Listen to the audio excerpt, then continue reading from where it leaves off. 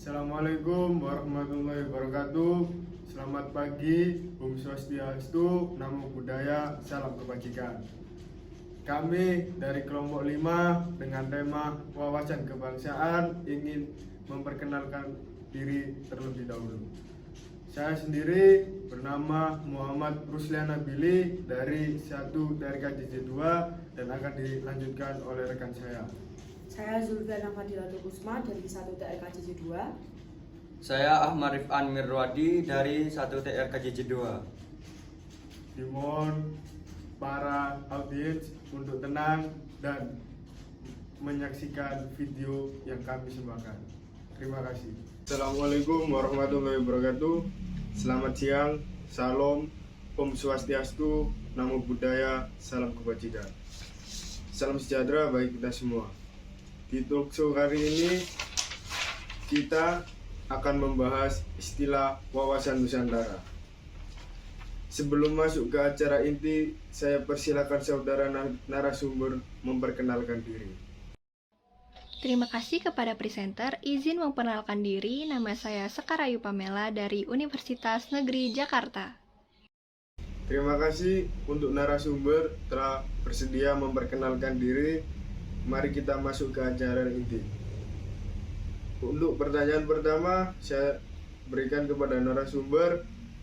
Ketika mendengar istilah wawasan Nusantara, apa yang saudara ketahui tentang istilah tersebut? Dan saudara bisa menjelaskan. Ketika mendengar kata wawasan Nusantara, yang terpikirkan ialah bagaimana cara pandang terhadap suatu bangsa dengan tujuan menjaga kesatuan dan juga persatuan yang dapat diwujudkan dengan mengutamakan kepentingan nasional atau kepentingan bersama daripada mengutamakan kepentingan pribadi ataupun mengutamakan kepentingan kelompok tertentu. Terima kasih atas tanggapan dan penjelasan dari saudara. Kita rehat sejenak. Wawasan Nusantara. Kata wawasan berasal dari kata wawas yang berarti pandangan, tinjauan, atau penglihatan indrawi. Akar kata ini kemudian membentuk kata mawas yang berarti cara pandang atau cara melihat. Sedangkan kata Nusantara berasal dari kata nuca, sebutan dalam sumpahnya Gajah Mada, yang berarti pulau-pulau, dan antara yang berarti diapit di antara dua indikator. Istilah Nusantara menggambarkan tentang kesatuan wilayah Indonesia yang diapit dua benua dan dua samudra.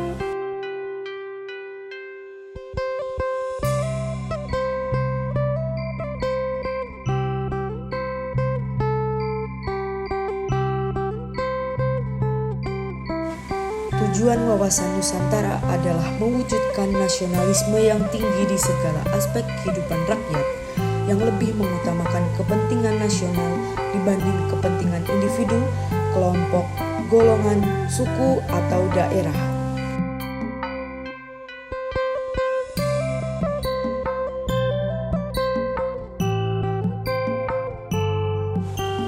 Fungsi wawasan Nusantara sendiri dibagi ke dalam 4 kategori, yaitu wawasan pertahanan dan keamanan nasional, wawasan kewilayahan Indonesia, wawasan pembangunan, dan konsep ketahanan nasional. Lanjut ke pertanyaan kedua. Menurut saudara, di kehidupan sehari-hari warga negara Indonesia, apakah sudah menerapkan wawasan Nusantara dalam aktivitas kehidupan bermasyarakat? Menurut saya, Indonesia sendiri belum berhasil menerapkan 100% wawasan Nusantara karena masih ditemukannya beberapa orang atau oknum yang masih melakukan tindakan korupsi, kolusi, dan juga nepotisme. Itu membuktikan bahwa beberapa orang tersebut masih mementingkan kepentingannya sendiri daripada mementingkan kepentingan bersama. Tapi tidak menutup kemungkinan di masa yang akan datang kita akan berhasil 100% dalam menerapkan wawasan Nusantara tersebut. Terima kasih saudara sudah berkenan dan menyempatkan waktu untuk menjadi narasumber. Sekian talkshow kali ini. Wassalamualaikum warahmatullahi wabarakatuh. Selamat siang, salam sejahtera bagi kita semua. Cuplikan wawancara tersebut hanya sebagian kecil tentang wawasan Nusantara. Mari kita memperdalam wawasan Nusantara dari segi asas dan implementasi. Wawasan Nusantara memiliki 5 asas di antaranya. Yang pertama, asas solidaritas. Solidaritas adalah perasaan emosional dan moral yang terbentuk pada hubungan antar individu atau kelompok berdasarkan rasa saling percaya, kesamaan tujuan dan cita-cita, adanya kesetiakawanan dan rasa sepenanggungan. Yang kedua, asas kejujuran. Kejujuran dalam berpikir serta bertindak menjadi sebuah asas wawasan Nusantara yang sangat penting. Yang ketiga, asas kesamaan tujuan. Sebagai contoh, di masa kemerdekaan saat semua rakyat Indonesia melakukan berjuang bersama-sama mengusir para penjajah.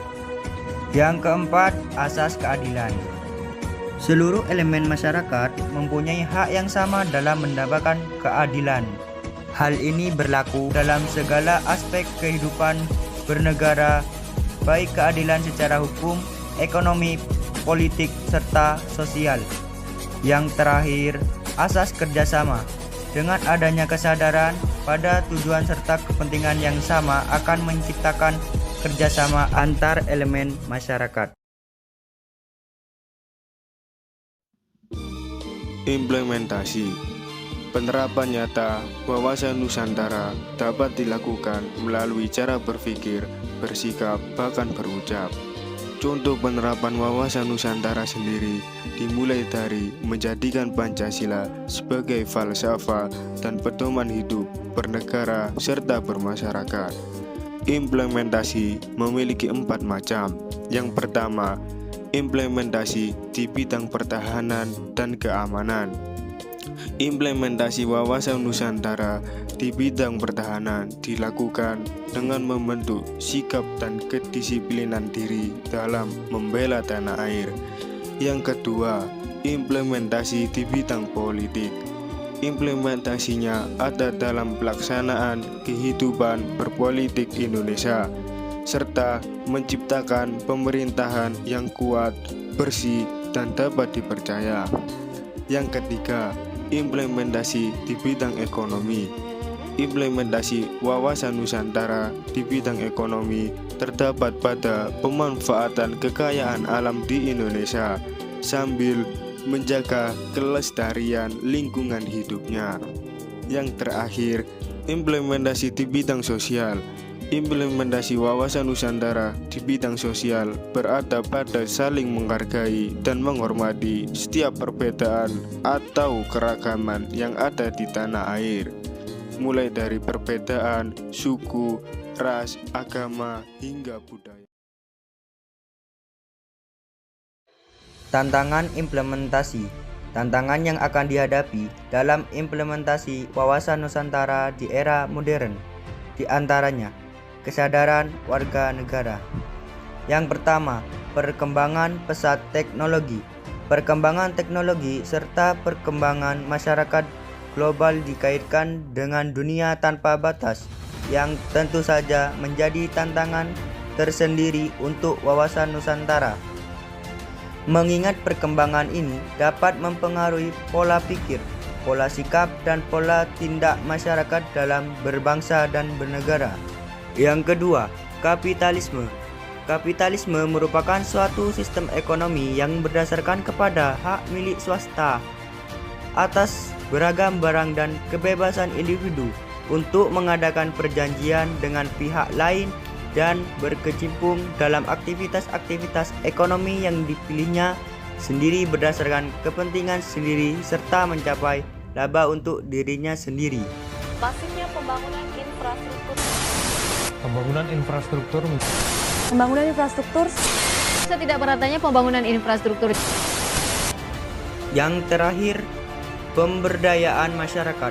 Video kumpulan berita tersebut menjadi bukti tantangan yang akan dihadapi dalam implementasi wawasan Nusantara di era modern, yaitu pembangunan infrastruktur yang tidak merata.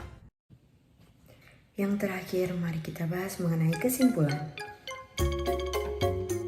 Setiap warga negara sesungguhnya memiliki hak dan kewajiban yang sama dalam membela bangsa dan negara. Dengan melihat konsep wawasan Nusantara secara geografis, Kepulauan Indonesia sejatinya merupakan satu kesatuan dengan melihat kesatuan ekonomi, politik, sosial budaya, dan hankam. Dilihat dari implementasi wawasan Nusantara dan tantangannya, serta wawancara yang telah kami laksanakan, ternyata banyak dari khalayak muda dan khalayak tua yang belum menerapkan wawasan Nusantara pada kehidupan sehari-hari. Hal ini mengakibatkan minimnya pengetahuan wawasan Nusantara pada era yang sekarang. Diharapkan kedepannya akan semakin banyak orang yang menerapkan wawasan Nusantara pada kehidupan sehari-hari. Terima kasih.